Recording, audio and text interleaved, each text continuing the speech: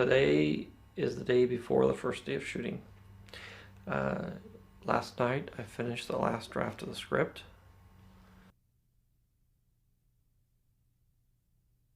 I think the definition of a good director is a director who knows what he wants.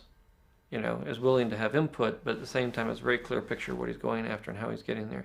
And that picture of what he's trying to deal with is the larger picture of the story that he's telling, which involves the characters and involves the sets and involves everything else. But each department has a tendency to want to overwhelm the movie with its department. You know, the sets are everything and everybody else is nothing. And the actors are everything and everybody else is nothing. You know, it's the soundtrack is everything and everything else is nothing. The camera work is everything and everything else is nothing.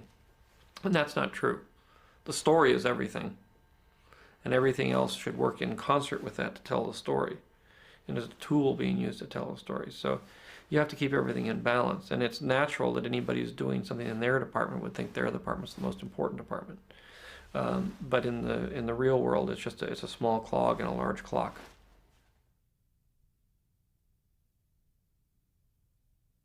It's like in the films, the earlier films, Mark Hamill would complain about the fact that he didn't know the important pieces of information, like that Darth Vader was his father, until he actually told him. I said, well, it really wasn't important for you to know that he was his father until he told you. Because before that, you're supposed to play it like you don't know, and if you knew, it would sort of give you all kinds of thought processes that you would complicate situations that you don't really need to go through.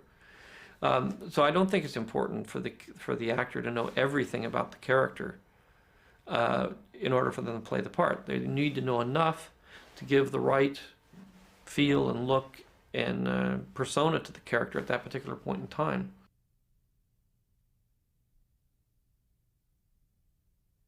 In the films that I directed, especially, you always do end up in this thing where you have a vision of something, and then you compromise it down from there, and you have to give up a lot when you actually try to make it real. And that was always a difficulty for me before when I was starting out. I think for anybody starting out, the ugly face of compromise is something you really have to cope with and come to grips with. Fortunately, over the years, age, maturity, a lot of experience sort of helps you to realize that not all the compromise is bad, and that part of the world is working within certain limitations. So I think I've come to better terms with that whole issue. And then once in a while you get very lucky. Raiders of the Lost Ark was a film that I had a vision, had an idea, I wanted to do it. The script came out better than I thought. The casting came out better than I thought. The film, the directing of the film itself came out better than I thought. And it was always sort of a constant, exciting present that happened every day, rather than a compromise. As opposed to the other films where I had this vision and I was sort of compromising them down. Raiders was one that sort of grew up. And so far I'd put this film more in the Raiders category than in the Star Wars category.